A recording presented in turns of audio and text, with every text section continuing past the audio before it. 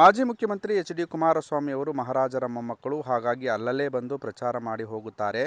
ನಾವು ಜನರ ಬಳಿ ಇರುವ ಸಾಮಾನ್ಯ ಸೇವಕರು, ಹಾಗಾಗಿ ಜನರ ಬಳಿಗೆ ಬಂದು ಮತಯಾಚಿಸುತ್ತಿದ್ದೇವೆ ಎಂದು ಶಾಸಕ ಕದಲೂರು ಉದಯ್ ಮಾಜಿ ಮುಖ್ಯಮಂತ್ರಿ ಎಚ್ ಡಿ ಕುಮಾರಸ್ವಾಮಿ ಅವರಿಗೆ ಟಾಂಗ್ ನೀಡಿದರು.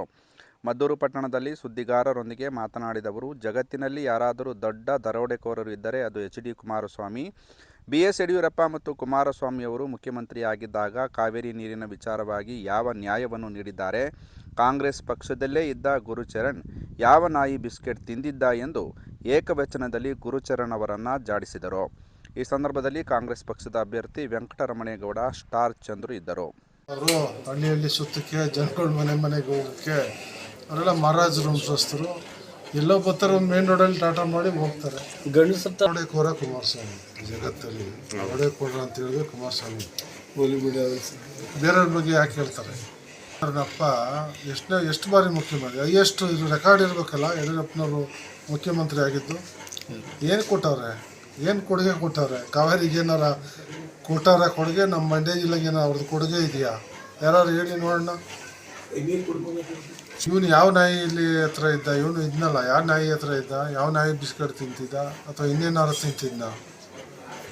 ಅದಕ್ಕೆ ಇದ್ಕೊಳ್ಳ ಬಿಸ್ಕೆಟ್ ತಿಂತಿದ್ದ, ಇನ್ನೇನೋ ತಿನ್ಕೊಂಡಿದ್ನ ಇವನು. ಇವನು ಯಾವ ನಾಯಿ ಆಗಿದ್ದಾಗ? ಕುಮಾರಸ್ವಾಮಿ ಎಲ್ಲಿಂದ ಮಾಡೋಕ್ಕೆ ಸಾಧ್ಯ ರೀ? ಅವ್ರ ಕೈಲಿ ಸರ್ಕಾರ ಇದೆಯಾ? ಸರ್ಕಾರ ಈಗ 2 ಬಾರಿ ಅವ್ರು ಮುಖ್ಯಮಂತ್ರಿ ಆದರು. ಏನು ಮಾಡಿದ್ರು? ಏನು ಕೊಡುಗೆ, ಶಾಶ್ವತ ಕೊಡುಗೆ ಒಂದು ತೋರಿಸಿ.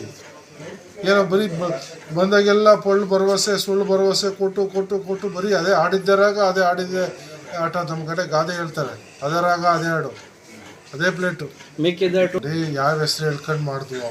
ನಾವು ಜನರ ಸೇವೆ ಮಾಡ್ತಾಯಿದ್ದೀವಿ, ಮಾತಿನಂತೆ ನಡ್ಕೋತಾಯಿವಿ. ಇವ್ರ ಥರ ಮಾತಕ್ಕೆ ತಪ್ಪು ಓಡೋಗುವಂಥರ ವಚನ ಭ್ರಷ್ಟರ ನಾವು. ಸಿದ್ದರಾಮಯ್ಯವ್ರ ವಚನ ಭ್ರಷ್ಟರ. ಅವ್ರದ್ದಾದ ಅವ್ರ ತೂಕ ಇದೆ. ಇವರು ಎಲ್ಲವನ್ನು ಕಳ್ಕೊಂಡು ವಚನವನ್ನು ಕಳ್ಕೊಂಡು ಅವತ್ತು ಮುಖ್ಯಮಂತ್ರಿ ಆದೀಗ ಇದ್ದಾಗ ಅಭಿವೃದ್ಧಿ ಮಾಡಲಿಕ್ಕಾಗಿಲ್ಲ. ಈ ಬರೀ MP ಆಗ್ಬಿಟ್ಟು ಅಭಿವೃದ್ಧಿ ಮಾಡಿಬಿಡ್ತಾರಂತ ಕ್ಷೇತ್ರನ. ಬದುಕು ಕಟ್ಕೊಡ್ತಾರಂತ. ಏನು ಬದುಕು ಕಟ್ಕೊಡೋದು ಇವರು?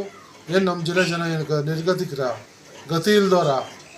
ಏನೋ ಅಷ್ಟೋ ಜಮೀನು ತಾತನ ಕಾಲದಿಂದ ಜಮೀನಸ್ಥರಿದ್ದಾರೆ ಹೆಚ್ಚಿನ ಸಂಖ್ಯೆಯಲ್ಲಿ. ಅದು ಇಲ್ಲ ಅಂದರೆ ಕೂಲಿನ ಮಾಡ್ಕೊಂಡು ಸ್ವಾಭಿಮಾನ ಬದುಕನ್ನು ಸಾಗಿಸ್ತಾರೆ. ಇವರೇನು ಬದುಕು ಕಟ್ಕೊಡೋದು?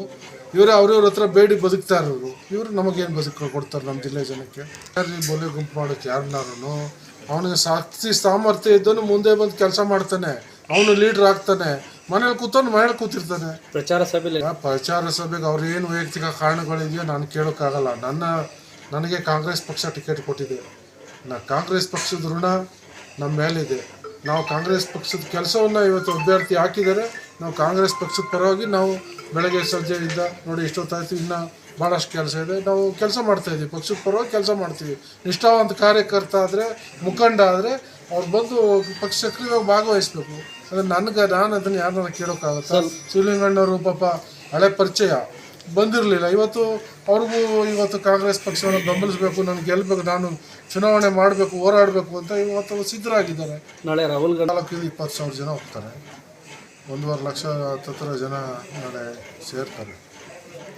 ಒಂದು ವಿಶ್ವಾಸ ಮೂಡ್ತದೆ. ಅವರು ಕೂಡ ಈಗ ಈ ಗ್ಯಾರಂಟಿಗಳನ್ನ ಘೋಷಣೆ ಮಾಡ್ತಾ ಇದ್ದಾರೆ. ಅವರು ಕೂಡ ಅವ್ರ ಬಾಯಿಂದ ನೇರವಾಗಿ ನಮ್ಮ ಜಿಲ್ಲೆ ಜನರಿಗೆ ಗ್ಯಾರಂಟಿಗಳ ವಿಚಾರಗಳನ್ನ ತಿಳಿಸ್ತಾರೆ.